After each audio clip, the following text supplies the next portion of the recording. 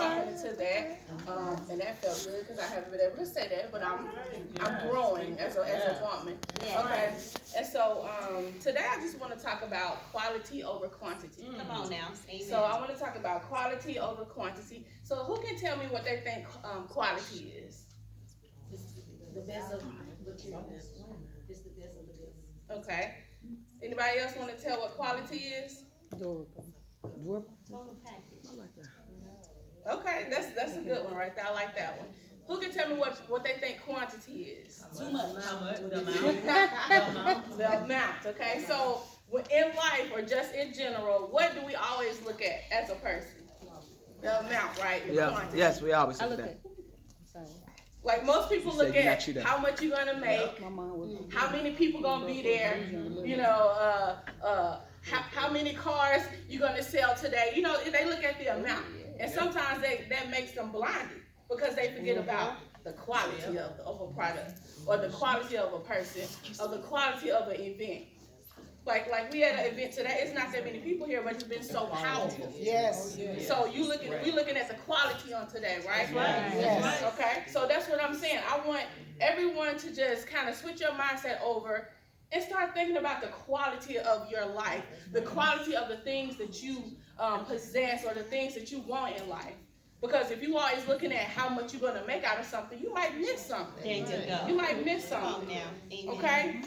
And so I just want to share a little bit. I'm going to share a little bit of my testimony. Just maybe a little under 8 months ago, I lost my home. 4-bedroom home, nice home, the best home I ever had. I just moved here from Alabama. Been here like 4 years total when I was in my house.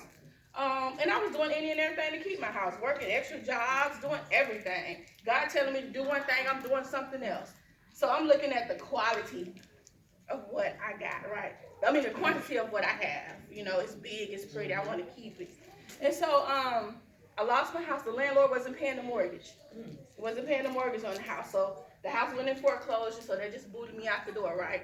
So I was homeless. Okay, so in between that time, I was like, oh my God, what am I going to do? Because I come from a foster care background. So we live to survive. You know, I can get put out any day.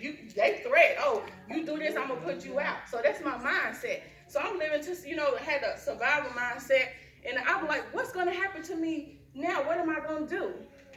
But now I'm on the other side of this situation. I see what God was doing in my life. Besides looking at the quantity of something, he brought me into quality, because now I own my own counseling business. And if I hadn't lost my house, I would have never stepped out and got my office for a counseling business. So that's quality, because that's what God wanted for my life. So sometimes we settle, and we want something so bad, and we fight so bad to keep it, that we are so blinded, we can't see the other side of something. So we just have to stop. Let me just reevaluate my life. Let me take a minute. Let me just stop and think about everything that I possess in my life. Is this what I really need? Right. Or is it something that I want? Or most of all, is this in God's will? Exactly. So that's the main thing. Is this in God's will for my life? Because if not, you're going to lose it anyway. Right. So I'm telling you my testimony to save you all the heartache and pain. Quit fighting for something that even doesn't belong to you. Come on now. He wants to get that out the way so he can move you into that place where you can be really blessed, where you can really be joyful, where you can really be at peace, where you can really see his hands. You see what I'm saying? So stop fighting. And then I want to go back and I want to talk about when I was in college, I broke my neck in a car wreck.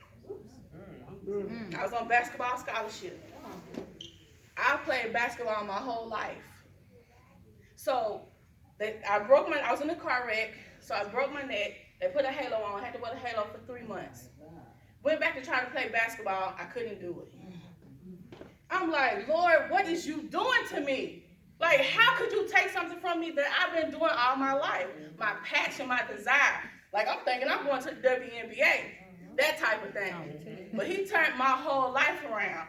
But then in the midst of me losing my basketball career, I found ministry. So I'm saying all this, I'm saying it as a testimony, but I'm saying it to show you that the thing that we have in our mindset that we want to do might not be what we're supposed to be doing. And you might just strip it away. You never know what's going to happen.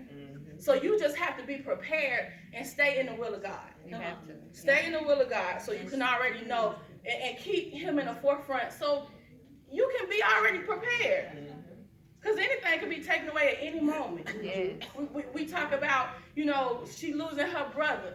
You know, there's some things that you're going to lose. And you got to have God in your life. You got to. I'm sorry if you don't believe in God, but I do. So I can't say nothing else different towards it, okay?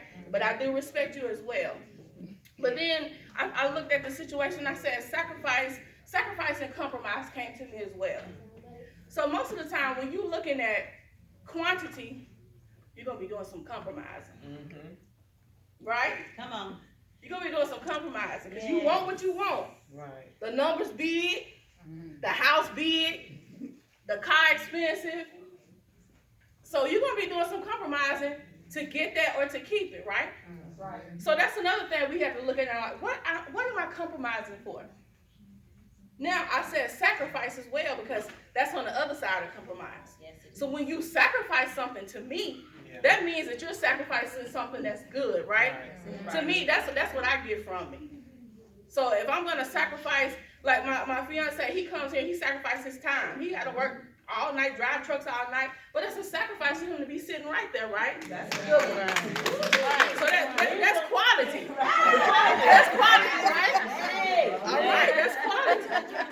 That's not quantity, because he can say, oh, I'm going to make my money, I got to go sleep tonight. I know, He can be right. thinking about the quantity part of it. So, you know, we have to be mindful. Think about what we're doing in life. Make sure that your motive is right. Make sure that your heart is pure. Yeah. So you can get the benefits and reap the harvest of what God has for you. Okay? So when you're looking at jobs, you're looking at businesses, you're looking at ministry, you're looking at everything that you want in your life, like I said before, just make sure that you're making the right decision. And make sure that this right here is pure so God can bless you, okay? Yes. And let me see if I got anything I want to, that's all I want to say, because I did write an article.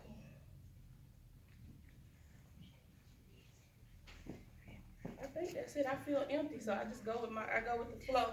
But I do want to say that you can find me on social media. I'm on Facebook, Instagram. My Facebook page is Dr. Shameka Pointer. And then my Instagram is Destiny Changer 2020. Yeah. Okay? And then I do Christian counseling.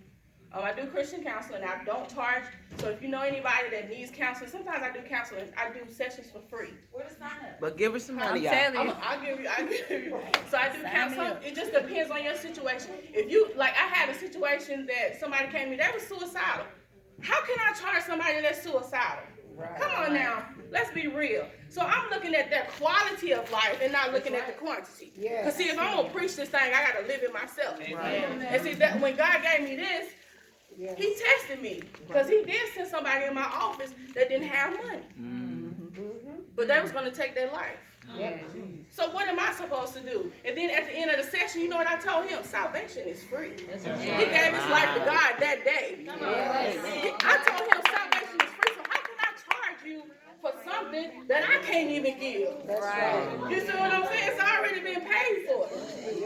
So just be mindful. That's what I'm saying. Be mindful, because He will test you on the things that you say that you want and the things that you say that you're doing for people. Just like organizations and different non-profit things that we're doing, make sure your heart is right. Because it's going to be some people coming to you. They're not going to have money. They're not going to have what you want. It's not going to be no exchange. The only exchange you're going to get is from you to God. That's it. That's right. Okay? That's right. And I guess that's it. So if you want my information, you can come to me. If you know anybody that needs therapy, I do Christian therapy. I deal with bipolar. I deal with anger management. I do all of it. So if you know anybody, just let me know. And my business is called Open Heart Counseling Services. Come on, sweetheart. And you look like you're 12. But come on, I do this. You look so young. You got it. Okay. Huh? You look so young when you said that. It's like you do all of that. You look so young. Yeah. That's right. Yeah. I'm 39. So. Yeah, you are young. Yeah, Yes. I'm 39. Look. So thank you, and thank you for having Oh, me. thank you. It was a God blessing. bless you. Yes. I know. So yeah. So